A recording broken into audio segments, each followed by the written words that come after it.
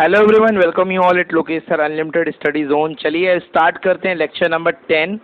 Okay, and the name of the, अब हम पढ़ने क्या वाले हैं, हम कॉलिगेटिव प्रॉपर्टीज पढ़ रहे थे। कॉलिगेटिव प्रॉपर्टीज में हमने पहला चीज पढ़ लिया था relative lowering in vapour pressure. याद है आप सभी को?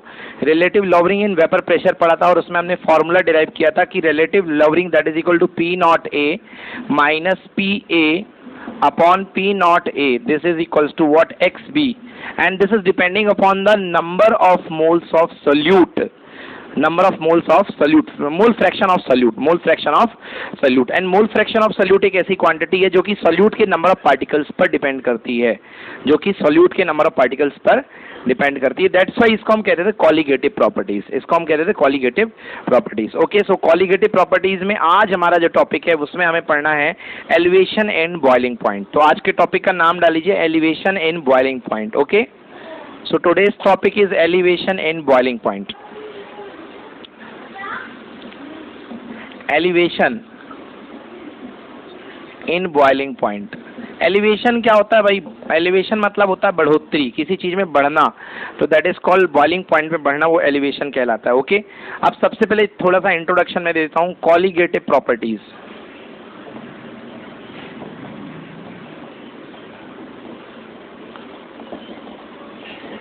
Colligative properties.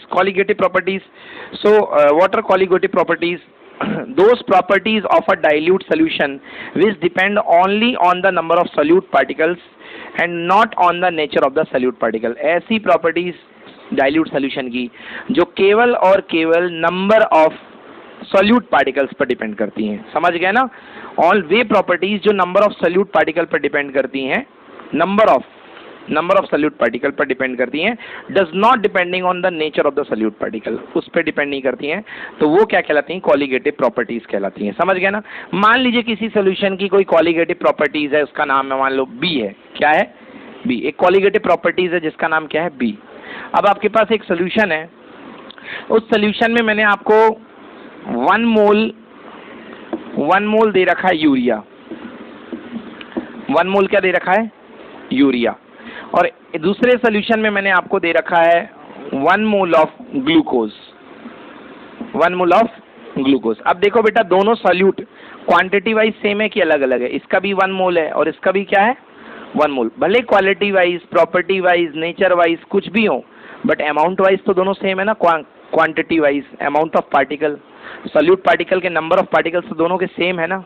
तो इस वजह से यदि बी जो इसका आएगा, मान लो ये सोल्यूशन ए है, तो इसकी जो प्रॉपर्टी आएगी क्वालिटेटिव प्रॉपर्टी बी ए, और इसकी मान लो प्रॉपर्टी आएगी बी बी, तो बी ए इक्वल टू क्या होगा बेटा?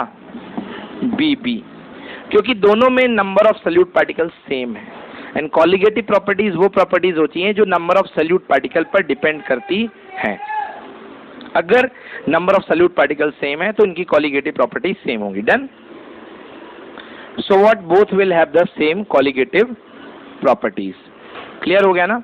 दोनों के पास सेम colligative properties होंगी।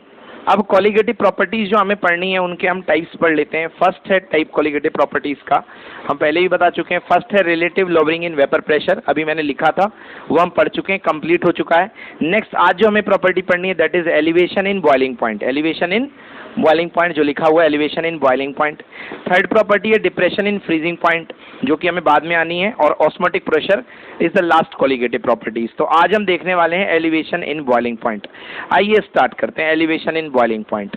मान लीजिए आपके पास कोई सॉल्वेंट है, लिक्विड वाटर है, सॉल्यूशन भी ले सकते हो, but more clearly upon solvent लेके चल रहे हैं। आपके पास मान लो कोई सॉल्वेंट है आपके पास कोई। ओके, अब इस सॉल्वेंट में आपने क्या मिला दिया है? आपने नॉन वोलेटाइल सॉल्यूट मिला दिया है। नॉन वोलेटाइल सॉल्यूट मिला दिया है। समझ गए? सॉल्वेंट की सिचुएशन क्या थी? मैंने आपको इसके पहले पढ़ा रखा था। ए ए ए ए ए ए ए, सारे के सारे ए थे, याद आया? और ये अपना ए जो है प्योर वेपर प्रेशर एक्सर्ट करता था कितना बेटा? पी नॉट ए, जो कि ज्यादा हुआ करता था, वेपर प्रेशर ज्यादा था। नॉन वॉलेटाइल आप सल्यूट मिलाओगे तो आपके साथ ए के बगल में कौन आ जाएगा बेटा? बी। कौन आ जाएगा? बी। ए तो बेटा प्रेशर एक्सर्ट करेगा, बट बी नॉन वॉलेटाइल है, तो क्या कोई प्रेशर एक्सर्ट करेगा? नहीं एक्सर्ट करेगा। मतलब अब जो पीए प्रेशर निकलेगा वो कम होगा, P A less than P naught ए। ये बात हो चुकी है पहले, याद आया ना? P A less than P naught ए, मतलब वेपर्स कम बनेंगी। वेपर्स क्या होंगी? कम बनेंगी। वेपर्स कम बनेंगी, मतलब पहले वेपर्स ज्यादा बन रही थी, बट अब वेपर्स जो हैं ए के साथ बी आने के बाद जो वेपर प्रेशर हो रहा है वो कम हो रहा है। मतलब वेपर क्या बनेगी? कम बनेगी। बोलो यस, कम बनेगी। अगर आपको वेपर ज्यादा बनाना है तो आपको क्या करना पड़ेगा? इसको और हीट देनी पड़ेगी, और हीट देनी पड़ेगी। देनी पड़ेगी कि नहीं करेगी? देनी पड़ेगी। तो पहले ये जल्दी उबल रहा था, बॉइल हो रहा था, अब क्या होगा? देर में उबलेगा। मतलब आप इम्प्योरिटी डाल दोगे तो किस में उबलेगा? देर में उबलेगा कि नहीं उबलेगा? यस और नो?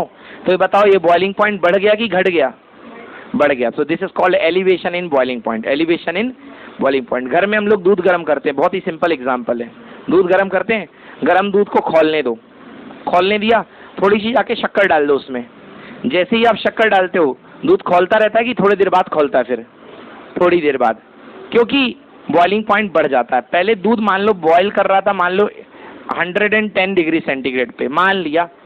अब अगर आपने शक्कर डाल दिया तो 110 पे नहीं करेगा, अब वो 120, 125 या कुछ और पे करेगा, क्योंकि बॉइलिंग पॉइंट बढ़ गया। तो अगर आप नॉन वॉलेटाइल इम्प्योरिटी मिला रहे हो तो आपका बॉइलिंग पॉइंट क्या हो जाएगा? बढ़ जाएगा। This is called elevation in boiling point. समझ में आया बेटा? सो सिचुएशन क्या होती है देखो बेटा, है ना? सो वेपर प्रेशर, अगर आप सॉल्वेंट में नॉन वॉलेटाइल सॉल्यूट मिलाते हो तो होता क्या है बेटा? इसमें होता है वेपर प्रेशर डिक्रीज कर जाता है। ये देखो मैंने बताया था ना, कम हो जाता है vapour pressure. Vapour pressure decreases, vapour pressure decreases. समझ गए ना? Vapour pressure decreases. और वेपर प्रेशर डिक्रीज करने के साथ साथ बॉइलिंग पॉइंट भी डिक्रीज करता है। बॉइलिंग पॉइंट भी डिक्रीज करेगा। Therefore sorry boiling point increase करेगा। Boiling point increases, boiling point increases, boiling point increases. समझ में आया? थोड़ी सी कहानी में इसकी और बता देता हूँ एक्चुअली होता क्या है। देखो भाई, जानते हो बॉइलिंग पॉइंट क्या होता है? बॉइलिंग पॉइंट वो टेम्परेचर जिस पर बेटा क्या होता है, हमारा एटमॉस्फेयर हमें ऊपर से प्रेशर लगाता है और ये नीचे से वेपर बनती है। समझ गए ना? ये वेपर प्रेशर है पीए और ऊपर का ये एटमॉस्फेयर प्रेशर है एटीएम। समझ गए? ये एटमॉस्फेरिक प्रेशर क्या कहता है वेपर प्रेशर को? कि तुम नीचे रहो, हम तुम्हें जाने नहीं देंगे। समझ गए ना? बट आप टेम्परेचर बढ़ाते जाते हो तो एक प्रेशर आता है कि ये प्रेशर और ये प्रेशर एक दूसरे क्या हो जाते हैं? इक्वल। क्या हो जाएंगे? तो जितना प्रेशर नीचे से ऊपर लग रहा उतना प्रेशर ऊपर से नीचे, बैलेंस हो गए। अब रत्ती भर प्रेशर अगर ज्यादा हुआ तो यहाँ की वेपर्स क्या हो जाएंगी? बाहर निकलना शुरू हो जाएंगे। इसी को तो बॉइलिंग कहते हैं। तो बॉइलिंग ट्रू सेंस में क्या है? बॉइलिंग ट्रू सेंस में ये है कि आपका वेपर प्रेशर एटमॉस्फेरिक प्रेशर को ओवरकम कर जाए। आपका वेपर प्रेशर एटमॉस्फेरिक प्रेशर को ओवरकम कर जाए, छीड़ कर दे, मात दे दे, उसको बैंड बजा दे। समझ गए ना? तो अब आप देखो, अब आपका वेपर प्रेशर कम हो रहा है। क्यों कम हो रहा है? क्योंकि आपने इम्प्योरिटीज मिलाई। क्या मिलाई? इम्प्योरिटीज मिलाई। इम्प्योरिटीज मिलाने से आपका वेपर प्रेशर क्या हो गया? कम हो गया। अब वेपर प्रेशर कम हो गया तो आपको इसको हराने के लिए, इस एटमॉस्फेरिक प्रेशर के दबाव को हटाने के लिए आपको अपने वेपर प्रेशर बढ़ाने पड़ेंगे ना। अब वेपर प्रेशर बढ़ाने का एक ही तरीका है, किससे कंट्रोल करो? टेम्परेचर से। किससे कंट्रोल करो? टेम्परेचर से। तो फिर से आपको अगर ज्यादा अमाउंट में वेपर चाहिए तो आपको क्या बढ़ाना पड़ेगा? टेम्परेचर। और टेम्परेचर बढ़ाने का मतलब आपका बॉइलिंग पॉइंट क्या होगा? इंक्रीज होगा। बॉइलिंग पॉइंट क्या होगा? इंक्रीज होगा। तो याद रखिएगा, सॉल्वेंट में आपने नॉन वोलेटाइल सॉल्यूट मिलाया, नॉन वोलेटाइल सॉल्यूट मिलाने से वेपर प्रेशर डिक्रीज कर गया और वेपर प्रेशर डिक्रीज करने से बॉइलिंग पॉइंट इंक्रीज कर गया। बॉइलिंग पॉइंट फाइनली आपको बढ़ाना पड़ेगा। समझ में आ गया ना? क्लियर हो गया? चलिए अब देखते हैं, एक डायग्राम बनाते हैं, उससे समझते हैं इस चीज को। Okay, temperature versus pressure diagram. Pure का लेते हैं, फिर इम्प्योर का लेते हैं। एक एक्सेस में बना लीजिए वेपर प्रेशर, ये एक्सेस है VAPOUR वेपर प्रेशर, और इस एक्सेस में बना लीजिए बेटा temperature in kelvin. Temperature in kelvin बना लो आप। ठीक है, चलिए देखिए मैंने आपको ग्राफ क्या बताया था, पहले प्योर का ले लो बेटा। ये प्योर का ग्राफ है, प्योर सॉल्वेंट का ग्राफ। ये गया, ये ग्राफ है प्योर सॉल्वेंट का। ओके, ये प्योर सॉल्वेंट का ग्राफ है। क्लियर है बेटा? जब आपने जैसे इम्प्योरिटी मिलाई, ये प्योर सॉल्वेंट का ग्राफ है। प्योर सॉल्वेंट का वेपर प्रेशर जो है टेम्परेचर के साथ साथ क्या होता है, वेपर प्रेशर इंक्रीज करता है। जैसे आप इम्प्योरिटी मिलाओगे, स्टार्टिंग वाला वेपर प्रेशर क्या हो जाएगा, नीचे हो जाएगा, तो नया वाला ग्राफ कुछ ऐसे जाएगा। गया, ठीक है ना? यहां पर आके वेपर प्रेशर 1 atm हो रहा है, एटमॉस्फेरिक के इक्वल। तो ध्यान से देखना, ये वाला कैसा है बेटा, ये है प्योर, ये क्या है, प्योर, और ये है with impurity, with non volatile solute. समझ में आया? Non volatile solute. क्लियर हुआ? तो बेटा ये जो प्योर वाला है, ये जिस टेम्परेचर पर 1 atm मतलब क्या हो गया, बॉयल हो गया। क्या हो गया, बॉयल हो गया ना इस टेम्परेचर पे। ये इसका बॉइलिंग पॉइंट कितना आ रहा है, T0B प्योर वाले का, और आगे वाले का देखो बॉइलिंग पॉइंट यहाँ आ रहा है, ज्यादा आ रहा है कि कम आ रहा है, बोलो, TB। समझ गए ना? इससे पता चल रहा है कि अगर आप इम्प्योरिटीज मिलाओगे तो आपका टेम्परेचर भी आपको बॉयल करने के लिए क्या करना पड़ेगा, बढ़ाना पड़ेगा। भाई 1 atm ये यहाँ पे अचीव कर रहा है, इस पॉइंट पर 1 atm अचीव कर रहा है, इसको 1 atm अचीव करने के लिए थोड़ा सा ज्यादा चलना पड़ रहा है। समझ गए ना? So you can say that TB is greater than T0B। Clear हुआ ना? क्लियर है? ये कहलाता है, मतलब ये प्योर के लिए है T0B कम टेम्परेचर है, और इम्प्योर के लिए TB ज्यादा टेम्परेचर है। ये जो टेम्परेचर डिफरेंस कहलाता है, this is called delta TB। समझ गए? बॉइलिंग पॉइंट का temperature difference, this is equal to TB माइनस TB0। This is called what? इसको कहते हैं हम, क्या कहते हैं, जो टॉपिक था, एलिवेशन इन बॉइलिंग पॉइंट। देखो बॉइलिंग पॉइंट पहले कम था और बढ़ गया, तो इसको बोलते हैं एलिवेशन इन बॉइलिंग पॉइंट। नहीं आया समझ में? ये कहलाता है एलिवेशन इन बॉइलिंग पॉइंट। ठीक है ना? तो ये टेम्परेचर एक्सेस है, ये अपना प्रेशर एक्सेस है, और ये ग्राफ बता रहा है कि किस तरीके से वेरिएशन हो रहा है। ओके, क्लियर हो गया ना? ये वाली जो ऊपर सिचुएशन है क्या है बेटा, प्योर सॉल्वेंट। ये ऊपर वाला है प्योर सॉल्वेंट है, ठीक ना? और नीचे वाला क्या है, solution with non volatile solute. Solution with non volatile solute, नहीं सेकेंड वाला, solution with non volatile solute. आ गया समझ में? तो दो केसेस के ग्राफ आपको दोनों दिए गए हैं। अब लिख लेते हैं बॉइलिंग पॉइंट। मैंने आपको समझा तो दिया, बट बॉइलिंग पॉइंट की डेफिनेशन लिख लेते हैं। मैंने क्या बताया था अभी? बॉइलिंग पॉइंट वो टेम्परेचर जिस पर अपना प्रेशर, कौन सा pressure, vapour pressure. Vapour pressure, solution का वेपर प्रेशर एटमॉस्फेरिक प्रेशर के क्या हो जाए, इक्वल हो जाए। क्या हो जाए, इक्वल। समझ गया ना? तो वो ब्रेक कर देंगे एक दूसरे को। So that temperature is called at what boiling point. Okay, so write down the definition of boiling point. It is the temperature at which the vapor pressure of solution or solvent becomes equal to the atmospheric pressure.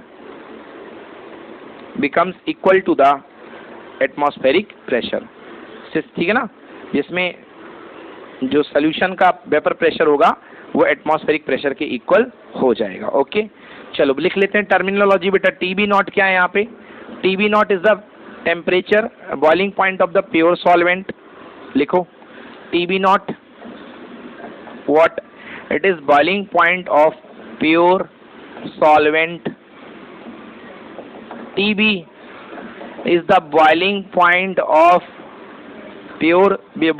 of solution। ये solution का boiling point है, क्योंकि ऊपर वाला क्या है, ये जो गया है नीचे से, ये क्या है, सॉल्यूशन है। TB is the boiling point of solution। okay, and delta TB is what? That is equal to TB minus TB0। it is what? It is elevation in boiling point, it is elevation in boiling point, वो लिखा हुआ है elevation in boiling point. समझ गए ना। अब बात करते हैं जो पढ़ना है हमें, ये सब तो ठीक है। अब हम बात करते हैं कौन सी, कोलिगेटिव प्रॉपर्टीज की। कि हमने कहा कि क्या कहा कि elevation in boiling point is a colligative properties. कैसे? ये एक्सपेरिमेंटली वेरीफाई किया गया है। जितना अच्छा हमने वेपर प्रेशर में लोअरिंग का कर पाए थे उतना अच्छा नहीं कर पाएंगे इसको हम। इसको एक्सपेरिमेंटली वेरीफाई किया गया है। एक्सपेरिमेंटली क्या वेरीफाई किया है? It is experimentally verified that the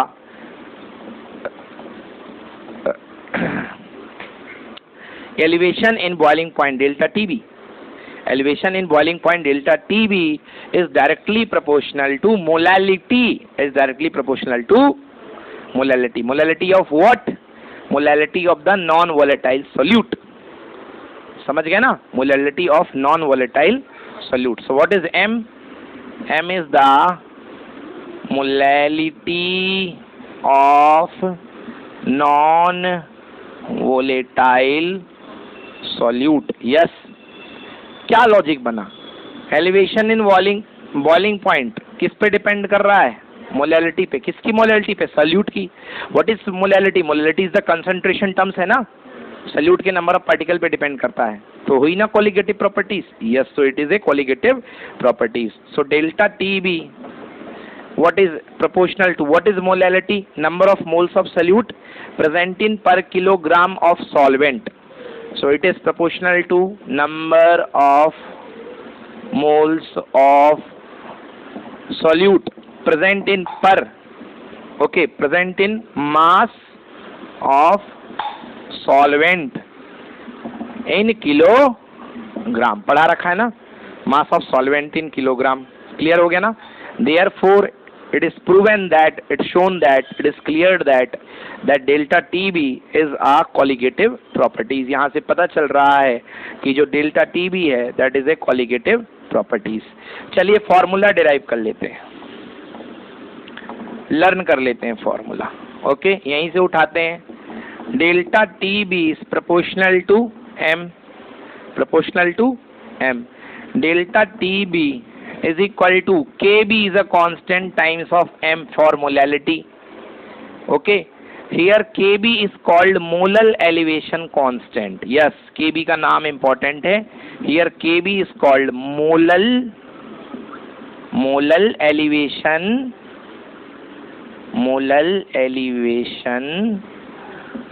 constant। Here Kb is called molar elevation constant। इसी का नाम है इब्यूलियोस्कोपिक कांस्टेंट। इब्यूलियोस्कोपिक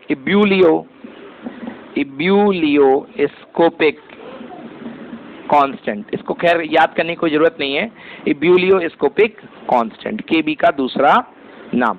नाउ केबी किस पर डिपेंड करता है बेटा? केबी डिपेंड करता है, depends on solvent. It depends on solvent, है ना। ये सॉल्वेंट के टाइप पर डिपेंड करता है। केबी की यूनिट देख लो बेटा, अगर आपको केबी की यूनिट लानी है तो मोलैलिटी को कहाँ लाना पड़ेगा? नीचे। तो K B equal to delta T B upon कितना बेटा? M. Delta T B change in temperature किस में नापा जाता है बेटा? केल्विन में। और एम किस में नापा जाता है बेटा? मोल पर किलोग्राम में। मोल पर किलोग्राम में। तो किलोग्राम पलटी मार के ऊपर चला जाएगा, यूनिट क्या हो गई? Kilogram kelvin per mole. So unit of K B exam में आता है केबी की यूनिट बनाने के लिए, that is equal to kilogram kelvin per mole. समझ में आ गया? नेक्स्ट क्वेश्चन है बेटा डिफाइन केबी। कई बार बोर्ड्स में पूछ लेता है डिफाइन केबी। केबी को डिफाइन करो। चलो आ जाओ डिफाइन कर देते हैं भाई। द सिंपल डेफिनेशन डिफाइन करो केबी को। देखो, so we can define here KB as how? Delta TB equals to KB times of M. So Kb equals to delta TB divided by कितना? M। बेटा M को ले लो 1, M को ले लो क्या? 1, मतलब 1 मोलल। 1 मोलल। अगर आपके पास 1 मोलल इम्प्योरिटी है, 1 मोलल सोल्यूशन है, 1 मोलल सोल्यूशन है, नॉट इम्प्योरिटी। अगर आपके पास जो कंसंट्रेशन जो सल्यूट की है किसी सोल्यूशन में वो क्या है? 1 मोलल। तो उस समय जो आपका एलिवेशन इन बॉइलिंग पॉइंट आएगा उस सोल्यूशन का, that will be equal to Kb. That will be equal to Kb. So we can write here. So molar elevation constant is equal to, m को 1 put करो, so Kb equals to delta Tb. What we have? We can say that the molar elevation constant is equal to elevation in boiling point for a solution. For a solution when molality is 1. For a solution when molality of the solution is 1. Understood?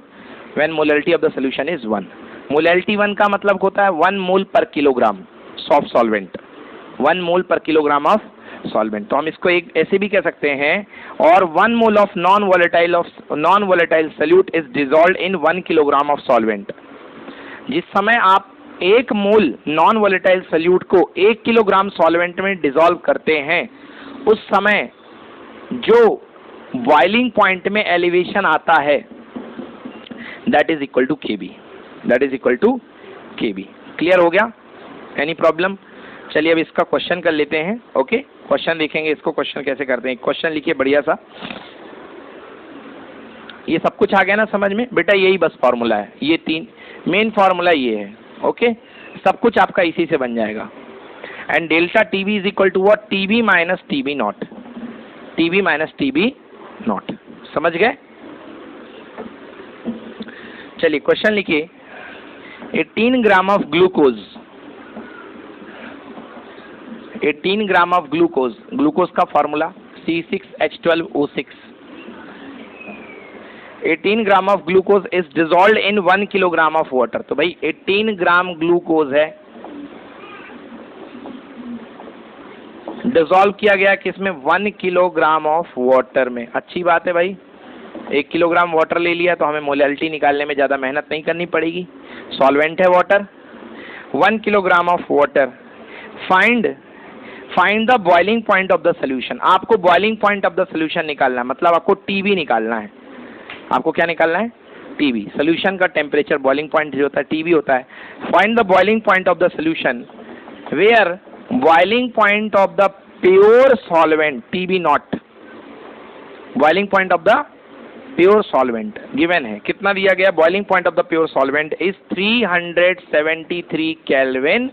And आपको Kb for water, solvent के लिए define होता है Kb equal to कितना given है बेटा? 0.52 kilogram kelvin per मोल.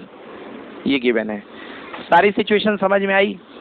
18 ग्राम आपने C2H6O6 dissolve किया. 18 ग्राम ग्लूकोज किसमें डिसॉल्व किया? 1 किलोग्राम ऑफ वाटर में. Tb आपको फाइंड करना है. T नॉट भी गिवन है.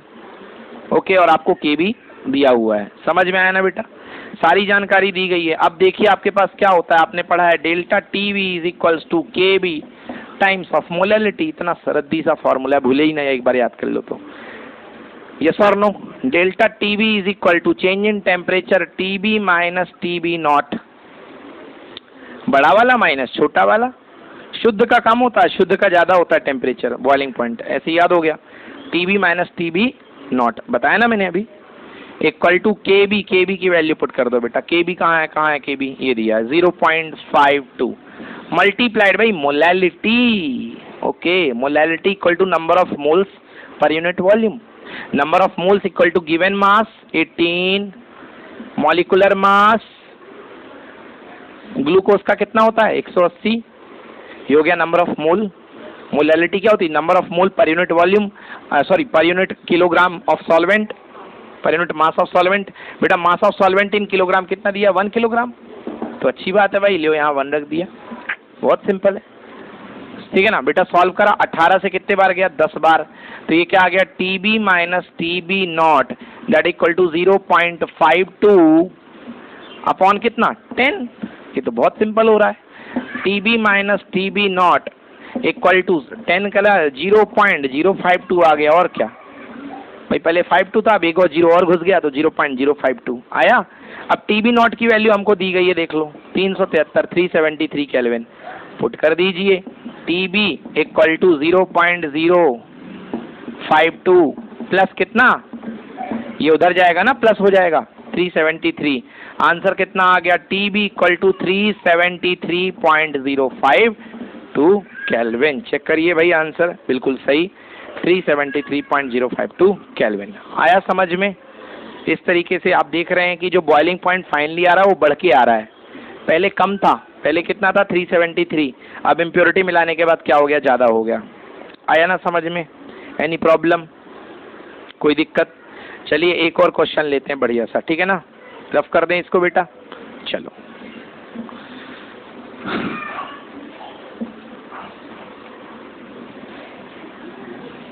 अब इसको रफ कर देते हैं, अब एक और क्वेश्चन लेते हैं। देखिए क्वेश्चन क्या है, 6 gram of urea and 9 gram of glucose. तो 6 ग्राम यूरिया है और 9 ग्राम ग्लूकोज है। 6 gram urea and 9 gram glucose. अब आप बोलेंगे सर 2 सॉल्यूट तो आपने कभी ना लिए, और दोनों देखो, दोनों कैसे हैं, नॉन वोलेटाइल। दोनों कैसे हैं, यूरिया भी नॉन वोलेटाइल है, ग्लूकोज भी नॉन वोलेटाइल है, बट पहली बार हम 2 सॉल्यूट ले रहे हैं, 6 gram urea and 9 gram glucose, ठीक है ना? डिजॉल्व इन, इनको डिजॉल्व किया गया है बेटा 300 ग्राम ऑफ वाटर। इनको 300 ग्राम पानी में घोला गया है, 300 ग्राम पानी में घोला गया है। क्वेश्चन क्या है बेटा, water. Find the boiling point of the solution. Okay, जो नेट सोल्यूशन बना उसका आपको बॉइलिंग पॉइंट निकालना है, आपको टीबी निकालना है, समझ गए ना? बॉइलिंग पॉइंट आपको निकालना है नेट सोल्यूशन का। और कहा गया है कि जबकि प्योर वाटर का बॉइलिंग पॉइंट जो होता है TB naught, that is equal to 100 degree centigrade. 100 degree centigrade आपको दिया गया है।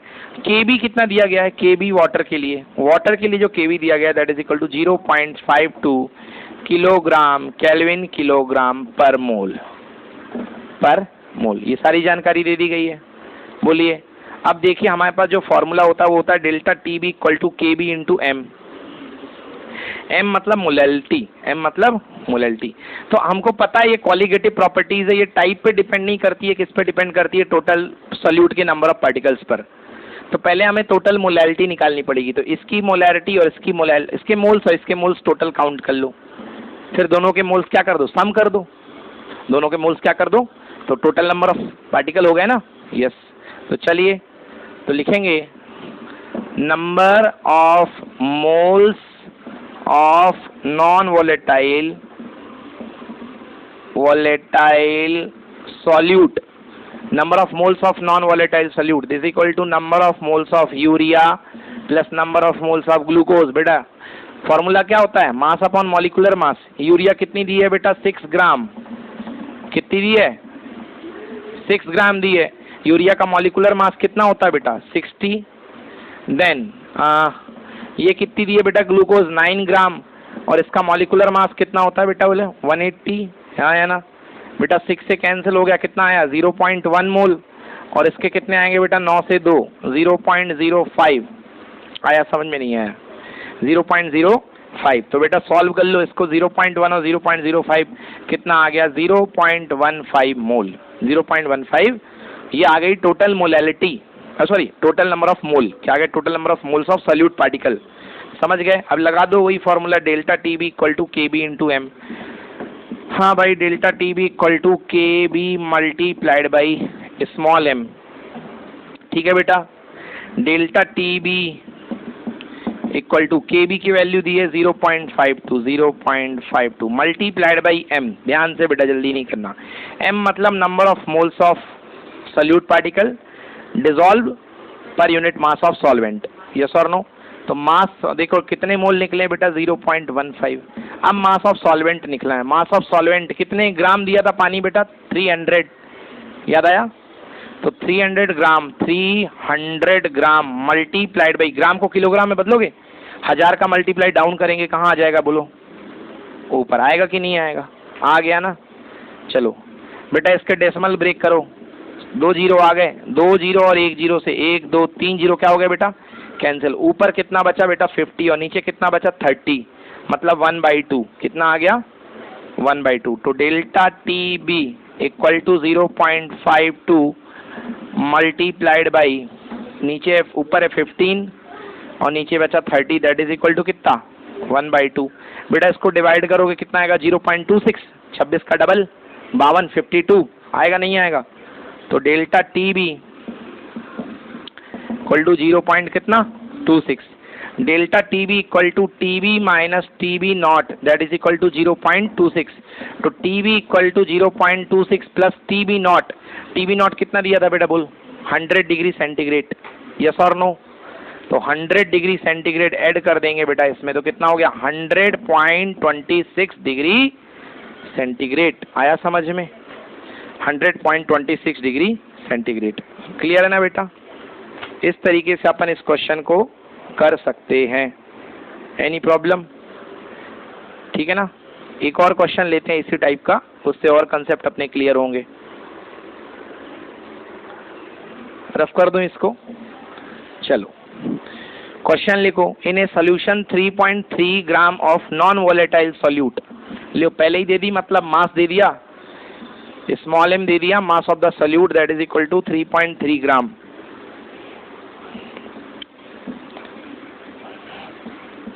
इन a solution 3.3 gram of non volatile solute. तो मास ऑफ सोल्यूट कितना दिया गया है बेटा? 3.3 ग्राम, ये दे दिया गया mass of solute. Okay, non volatile solute is dissolved in 125 gram of benzene. तो बेंजीन किसका काम करेगा? सॉल्वेंट का, है ना? तो सॉल्वेंट का मास दे दिया गया है, बेंजीन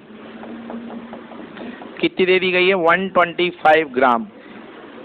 125 ग्राम। ये क्या होता है बेटा? सॉल्यूशन को अपन सॉल्वेंट को किससे डिनोट करते हैं? ए से। तो ये ए हो गया, है ना, mass of solvent. So this is mass of a लिख सकता हूं मैं बेटा, ठीक है ना? स्मॉल m से मास को डिनोट करते हैं बेटा, ठीक है ना? इसको m भी लिख लो अगर डाउट बन रहा है तो। चलो m भी, mass of the solute m b, m small b। अब कह रहा है if the boiling point of the solution is 80.66 degree centigrade. एक मिनट, सॉरी, क्वेश्चन फिर से रीड कर रहा हूं। In a solution of 3.3 gram of non volatile solute is dissolved in 125 gram of benzene. 125 gram of benzene. The boiling point of pure benzene is 80 degree centigrade. Pure benzene यानी T not B, 80 degree centigrade. Okay. And the boiling point of solution is 80.66 degree centigrade. मतलब TB equal to कितना? 80.66 degree centigrade. मतलब पक्का elevation हो गया boiling point में। तो लगे हाँ तो निकाल लो, वैसे चलो बाद का काम है, यहाँ निकाल देता हूँ मैं। Delta T B is equal to होता है T B minus T B naught. कितना आया बेटा? 0.66 डिग्री सेंटीग्रेड। समझ गया है ना? 0.66 डिग्री सेंटीग्रेड। अब मैं एक बात आपको बता दूं बेटा, डिफरेंस ऑफ टेम्परेचर चाहे डिग्री सेंटीग्रेड में हो सेम आता है, केल्विन में हो तो भी सेम आता है, फिजिक्स में पढ़ा है। क्योंकि केल्विन स्केल और सेंटीग्रेड स्केल का जो कैलिब्रेशन होता है वो 100 का होता है, दोनों का ही किसका होता है? 100 का।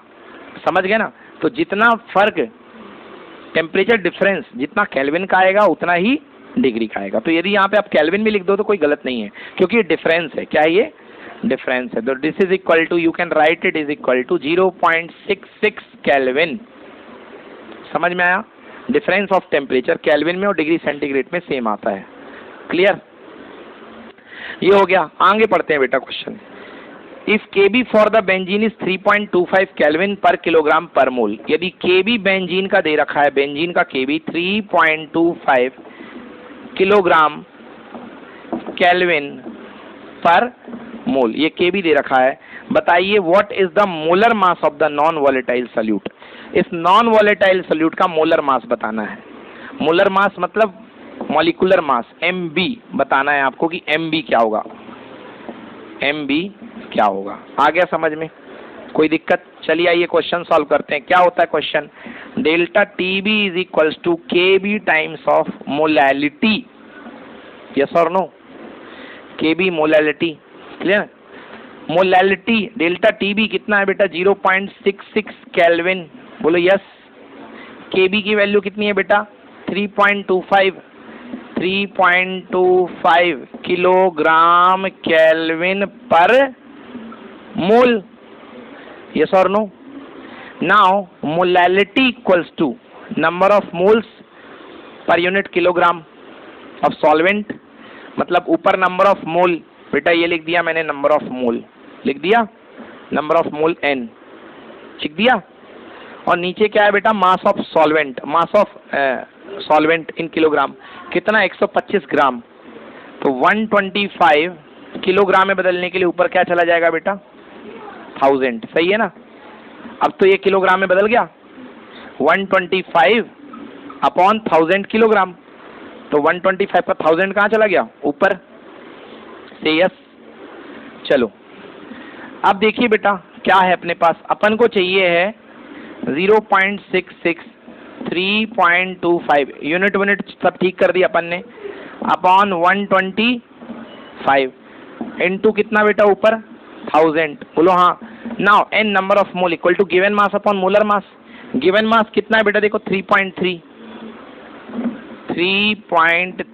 ग्राम में है, मोलर मास भी ग्राम में आएगा बेटा, पता नहीं है, एम मान लो, क्या मान लो, एम मोलर मास, समझ गए बेटा। ले जाओ एम को इधर, बाकी सबको यहाँ ले आओ, कैपिटल एम ऊपर 3.25 डिवाइडेड बाई 125, बोलो yes, multiplied by 1000 multiplied by 3.3 whole divided by 0.66। बेटा इसको सॉल्व कर लो, आपका आंसर जो भी होना होगा आ जाएगा। इसका आंसर आ रहा है, answer 130 gram per mole. Answer molar mass equal to 130 gram per mole. एक मोल का मास 130 ग्राम है, समझ गए, एक मोल का मास क्या है, 130 ग्राम है ना।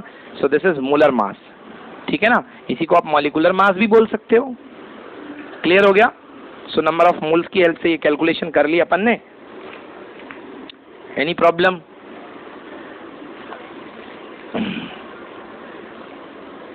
चलिए अब क्या होता है, कई बार आपको केबी कांस्टेंट बताया ना मैंने, कांस्टेंट जो होता है कई बार आपको ना दिया रहे, मोलर एलिवेशन कांस्टेंट कई बार आपको नहीं दिया रहता है, तो आप उसकी कैलकुलेशन आपको मजबूरी में करनी पड़ती है। तो आइए देखते हैं केबी की कैलकुलेशन कैसे करते हैं। रफ कर दें बेटा ये, ओके। लिखिए when KB is not given, when molar elevation constant KB is not given, तो कैसे पढ़ेंगे, कैसे करेंगे, देखिए।